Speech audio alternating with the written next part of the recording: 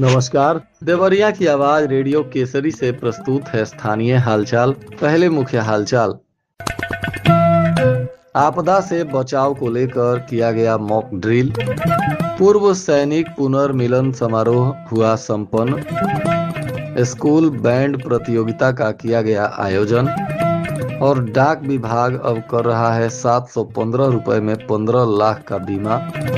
Police part के रूप में पंडालों में तैनात किए जाएंगे वॉलेंटियर। स्थानीय हालचाल के इस अंक के साथ मैं अनिकेत मिश्र। अब हालचाल विस्तार से।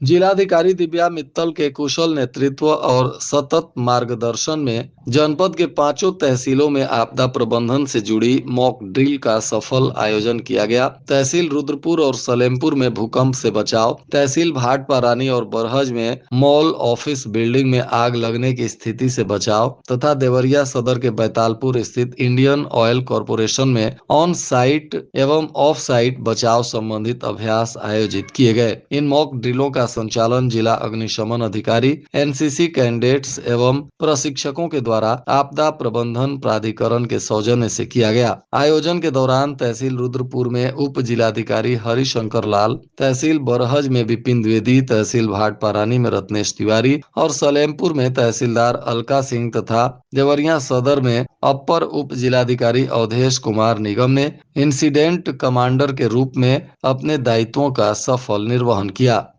जनपद में पूर्व सैनिक पुनर्मिलन समारोह का सैनिक कल्याण एवं पुनर्वास कार्यालय परिसर में आयोजन किया गया। इस अवसर पर मुख्य अतिथि ब्रिगेडियर अतुल कुमार, सेना मेडल निदेशक सैनिक कल्याण एवं पुनर्वास उत्तर प्रदेश लखनऊ उपस्थित रहे। समारोह में ब्रिगेडियर गोविंद जी Mishra, Vishisht Seva medal brigadier Jitendra Tripathi, colonel Kislay Kishore, admin commandant station headquarter Gorakhpur, colonel Anil Kumar Singh, अवकाश प्राप्त जिला सैनिक कल्याण एवं पुनर्वास अधिकारी गोरखपुर सहित वरिष्ठ सैन्य अधिकारी मौजूद रहे। इसमें लगभग 400 भूतपूर्व सैनिक की विधवाएं और वीर नारियां तथा उनके आश्रितों ने प्रतिभाग किया। सभी अतिथियों ने शहीद स्मारक पर पुष्प चक्र अर्पित कर शहीदों को नमन भी किया। राजकीय इंटर कॉलेज के सभागार में स्कूल बैंड प्रतियोगिता का आयोजन किया गया, जिसमें राजकीय इंटर कॉलेज की टीम प्रथम, महाराजा अग्रसेन इंटर कॉलेज की टीम द्वितीय स्थान पर रही। बेहतर प्रदर्शन करने वाली टीमों को पुरस्कृत किया गया। प्रतियोगिता की शुरुआत प्रधानाचार्य राम किंकर मिश्रा, उप प्रधानाचार्य महेंद्र प्रसाद, ज्ञानेश पांडे ने दीप प्रज्वलित कर किया। इसके बाद प्रतियोगिता में आए छात्रों ने अपनी अपनी प्रतिभा दिखानी शुरू की। बालिका वर्ग में राजकीय कस्तूरबा गर्ल्स इंटर कॉलेज की टीम प्रथम स्थान पर रही, तो वहीं बालक वर्ग में राजकीय इंटर कॉलेज देवरिया की टीम प्रथम और महाराजा अग्रसेन इंटर कॉलेज की टीम द्वितीय स्थान पर रही। डाक विभाग ने 755 वार्षिक प्रीमियम पर 15 लाख का दुर्घटना बीमा शुरू किया है। इंडिया पोस्ट पेमेंट बैंक ने दुर्घटना बीमा योजना की शुरुआत की है। इस योजना में 355 वार्षिक प्रीमियम पर 5 लाख तथा 555 रुपए पर 10 लाख दुर्घटना बीमा होगा, तो वहीं 18 से 65 वर्ष आयु वाले बीमा योजना का लाभ उठा सकते हैं। आंशिक और पूर्ण विकलांगता पर 100% कवर दिया जाएगा तथा दुर्घटना में घायल होने पर हॉस्पिटल में 1 लाख रुपए तक का इलाज भी मिलेगा। बीमा करने को प्रधान डाकघर, उप डाकघर और शाखा डाकघर में विशेष अभियान चलाया जा रहा है। महंगे प्रीमियम के चलते बीमा नहीं करवाने वाले लोगों के लिए डाक विभाग के इंडिया पोस्ट पेमेंट्स बैंक ने एक विशेष दुर्घटना बीमा शुरू की है।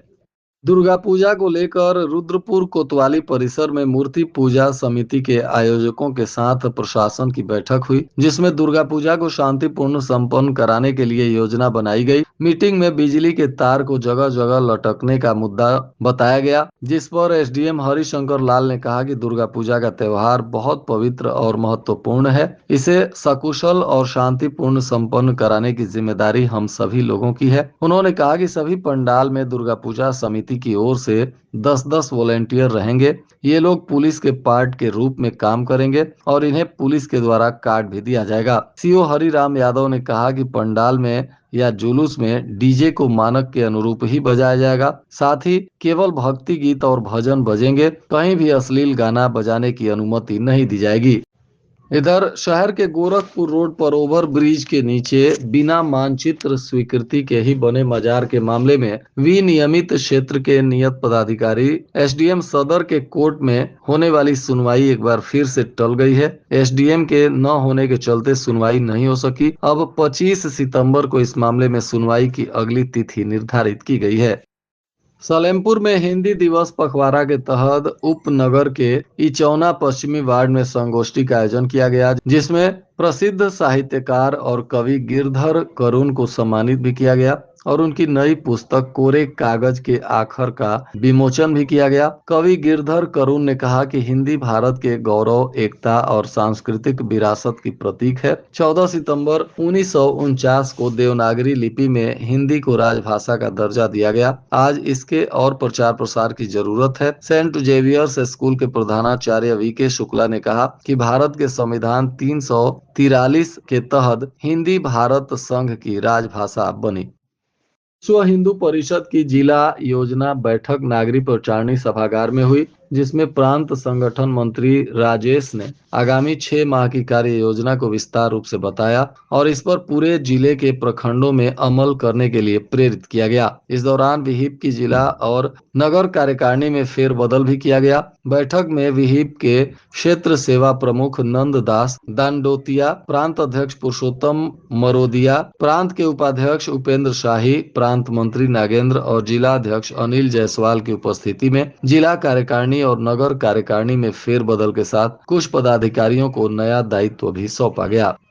सेवा पखवाड़ा अभियान के अंतर्गत वन स्टॉप सेंटर देवरिया के प्रांगण में हिंसा से पीड़ित महिलाओं के लिए कानूनी सहायता और परामर्श शिविर का आयोजन किया गया, जिसमें जरूरतमंद पीड़ित महिलाओं को त्वरित विधिक सहायता भी प्रदान की गई।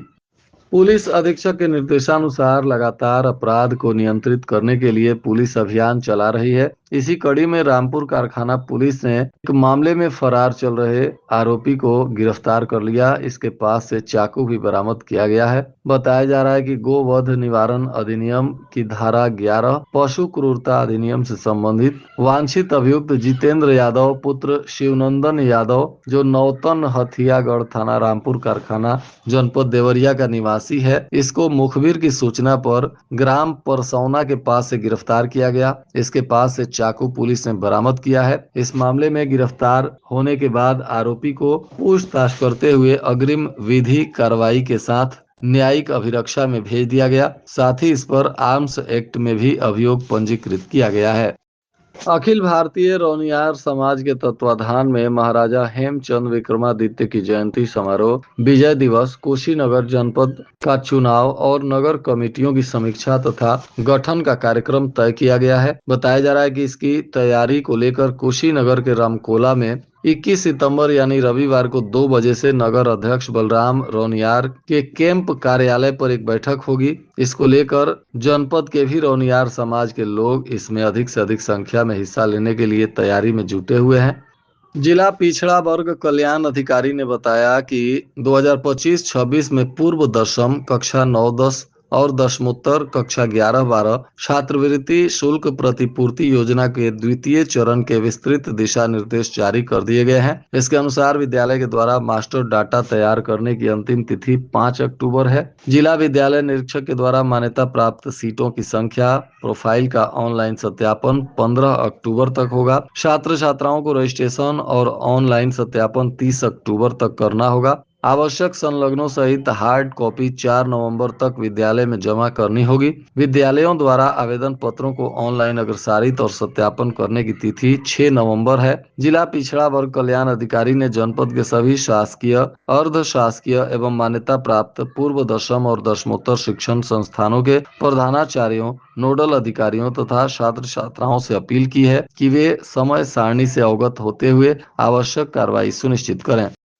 सदर विकास खंड के ब्लॉक संसाधन केंद्र पर गणित और विज्ञान ओलंपियाड की प्रतियोगिता आयोजित की गई। इसमें सदर विकास खंड के उच्च प्राथमिक स्तर के विद्यालयों से कक्षा 6, 7, 8 के बच्चों ने प्रतिभाग किया। जिला शिक्षा और प्रशिक्षण संस्थान रामपुर कारखाना के प्राचार्य एवं जिला बेसिक शिक्षा अधिकारी देवरिया से प्राप्त निर्देश के क्रम में यह प्रतियोगिता सदर विकास खंड में आयोजित हुई, जिसमें उच्च प्राथमिक और संविलियन विद्यालयों से कक्षा 6, 7 और 8 के बच्चों ने प्रतिभाग किया। इस दौरान लगभग 53 छात्रों ने परीक्षा में प्रतिभाग किया, जिसमें शीर्ष 10 प्रतिभागी बच्चों को अपनी प्रतिभा के प्रदर्शन के लिए जिला शिक्षा प्रशिक्षण संस्थान में आयोजित ओलंपियाड में पुनः प्रतिभाग कराया जाएगा। सदर विकास खंड के खंड शिक्षा अधिकारी देव मुनि वर्मा ने बताया कि गणित ओलंपियाड में चयनित होकर बच्चे जिला शिक्षा प्रशिक्षण संस्थान में जाएंगे और वहां से चयनित होने पर बच्चों की प्रतिभाएं और निखरेंगी, जिससे हमारे परिषदीय विद्यालयों में पठन पाठन का नया वातावरण सृजन होगा।